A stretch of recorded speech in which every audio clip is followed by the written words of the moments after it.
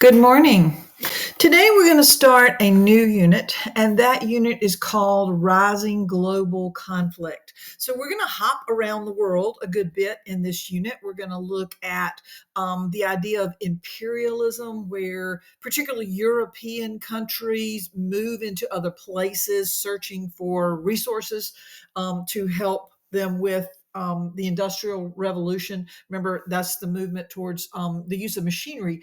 And because of that machinery and massive factories that are built, we now need more resources from around the globe. So that's going to be a big push to get those resources. We're going to look at American imperialism too in a limited way.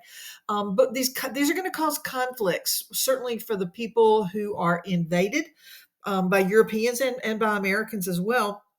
Um, and there's going to be a lot of rising tension throughout the world. And this tension is actually going to culminate, for this unit anyway, in World War I. So we're going to spend a fair amount of time looking at World War I.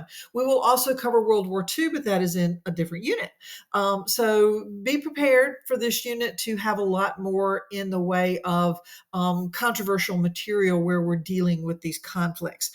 Remember that although technically we're still in the first 9 weeks, everything that you have for today is dated for the 16th because I need for it to be in the second 9 weeks. Otherwise, you wouldn't have 2 weeks to work on it.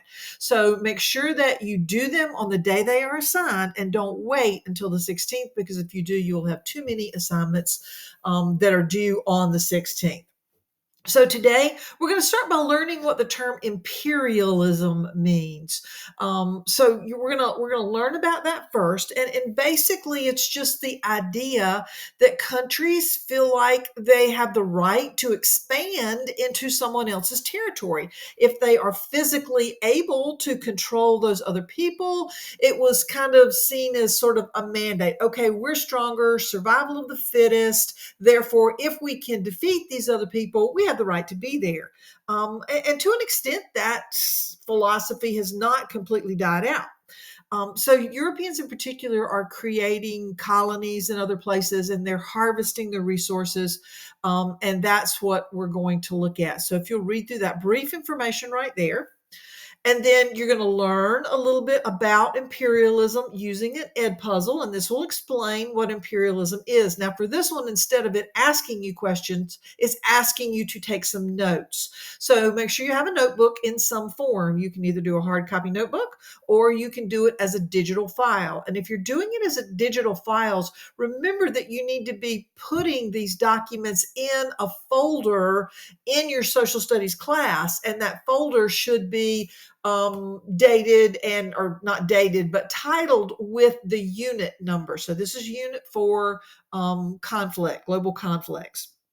So make sure that makes it into that. If you're not doing it online, then you don't have to worry so much about it. But remember, you're going to be keeping worksheets, and these worksheets need to go into that folder as well. So in particular, this one has a notes guide that goes with it. You're going to download the notes guide. When you click this, it will prompt you to open your notes guide. It's just a Word document. So you're going to have this document open, and you can click in here and type your answers. Now, where do your answers come from? They come from this imperialism PowerPoint here. So you're going to scroll through. I'm going to let you do the reading on this one. You're going to scroll through this information. It is not complicated information at all. However, if you need some additional help understanding this, then set up a tutoring time with me, and I will be happy to go over it with you. And let me make sure. I think that's it for that one, or is there one? Yeah, that's it for that. That's it for today. So see you tomorrow.